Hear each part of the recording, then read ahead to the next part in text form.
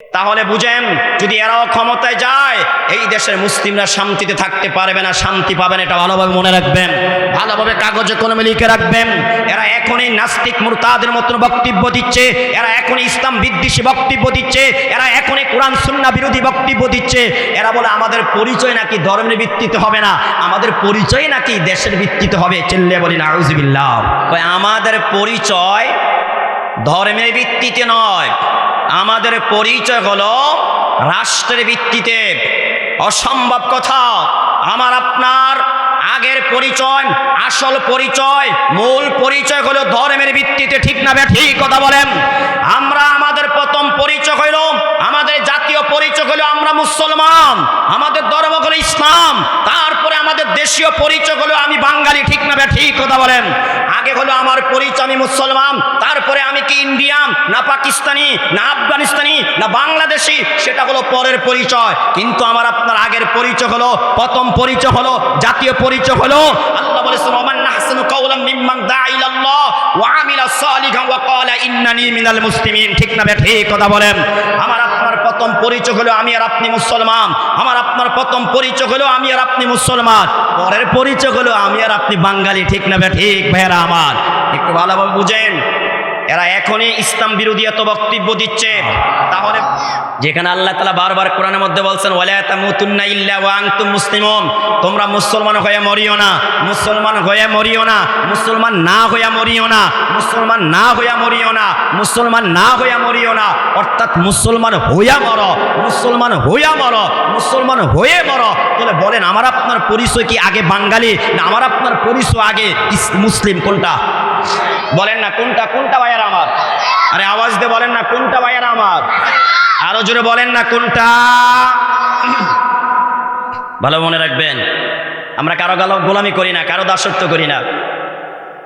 যে এখন বিএনপি সরকার আছে, আওয়ামী লীগের বিরোধিতা করব, বিএনপির পক্ষে তাল মিলিয়ে চলবো, আর এখন আওয়ামী লীগ সরকার আছে, আওয়ামী লীগের পক্ষে বলবো, এদের কিনা সাইটটা মধু খাইবো, আর অন্য দলের বিরোধিতা করবো না। তারা অন্যায় বললে না, আমরা এমন না ভাইয়ারা আমার।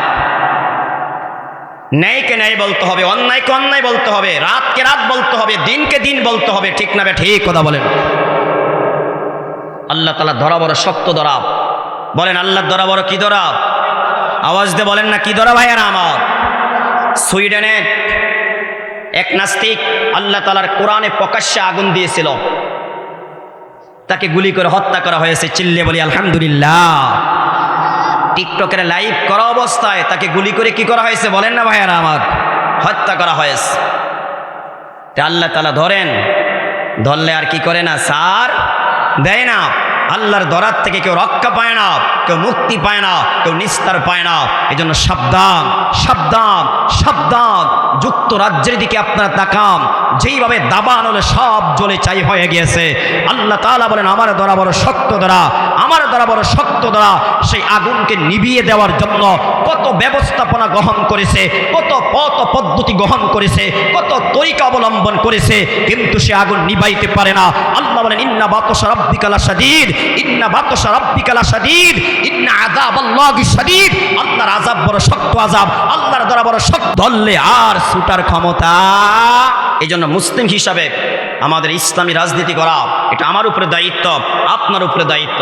তাহলে আসুন, যারা গীবত করে মারা যাবে তাদের শাস্তি কি? মরণ থেকে নিয়ে কিয়ামত পর্যন্ত হাতের নখগুলা হবে তামা। এই তামার নখ দিয়ে চেহারার গোস্ত, বুকের গোস্ত তারা টেনে টেনে ছিটতে থাকবে। বলুন এমন শাস্তিকে আমরা সহ্য করতে রাজি? আওয়াজ দিয়ে বলেন না ভাইয়ারা আমার? আর একটু মুসলমানের আওয়াজ দিয়ে বলেন না আপনারা কি রাজি? তাহলে সিদ্ধান্ত এখনই নিতে হবে, গীবত করব না গীবত ছাড়ব? আওয়াজ দিয়ে বলেন, আওয়াজ দিয়ে বলেন, বলেন বলেন।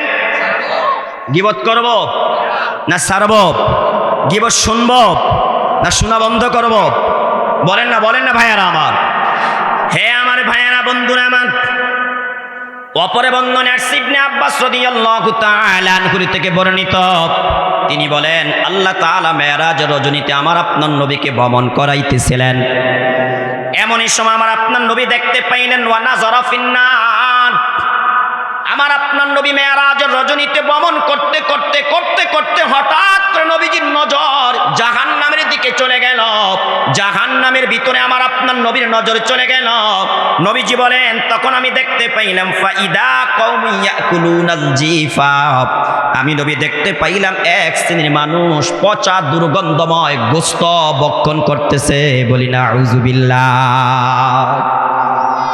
পচা দুর্গন্ধময় গোশত তারা ভক্ষণ করতেছে, খাইতেছে।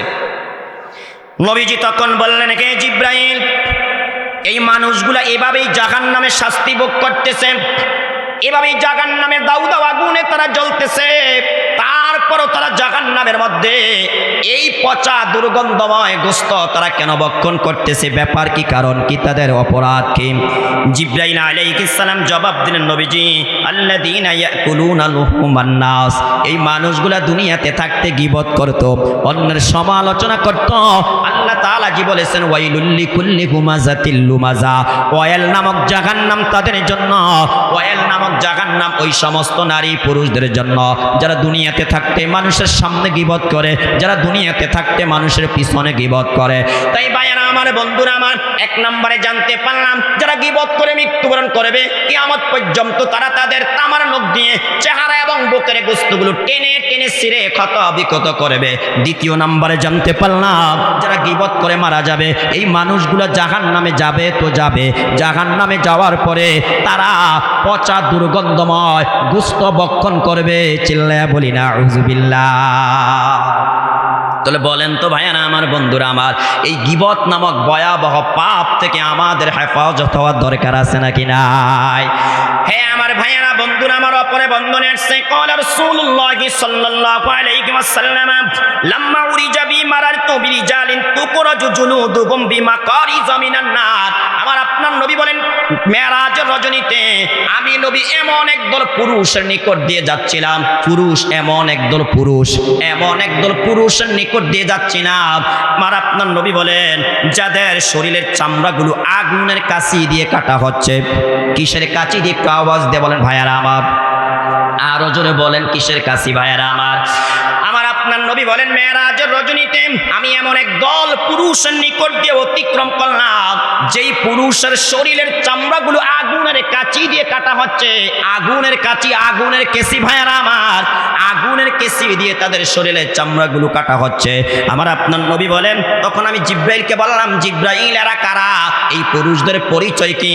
এই পুরুষদের অপরাধ কি, অন্যায় কি? কোন অপরাধের কারণে, কোন অন্যায়ের কারণে আজকে এদের শরীরের চামড়াগুলো আগুনের কাঁচি দিয়ে কাটা হচ্ছে? আমার আপনার নবীকে তখন জিব্রাইল জবাব দিলেন, নবীজি, আল্লাযীনা ইয়াতাযায়্যানুনা লিয-যিনা, ইয়া রাসূলুল্লাহ, ইয়া হাবিবাল্লাহ, এরা হলো ওই সমস্ত পুরুষ যেই সমস্ত পুরুষরা দুনিয়াতে থাকতে দামি দামি আকর্ষণীয় পোশাক পরিধান করেছে, দামি দামি আকর্ষণীয় পোশাক পরিধান করেছে। কেন করেছে জানেন? দুনিয়াতে থাকতে সুন্দরী রূপসী মেয়েদেরকে নিজেদের দিকে আকৃষ্ট করার জন্য, এদের সাথে অবৈধ সম্পর্ক করার জন্য, অবৈধ প্রেমে জড়ানোর জন্য দুনিয়াতে থাকতে এরা এমন এমন দামি দামি আকর্ষণীয় পোশাক পরেছে। চিল্লায়া বলি না আউযুবিল্লাহ। এটা বলার আমার উদ্দেশ্য নয়, সামনে যেটা বলবো এই কথাটা মনোযোগ দিয়ে শুনবেন। নবীজি বলেন তারপরে আমি এমন একটা জায়গা দিয়ে অতিক্রম করলাম, নবীজি বলেন বিজুব্বিন মুনতিনির রিহ, এমন একটা কুফের নিকট দিয়ে আমি মুহাম্মদ অতিক্রম করলাম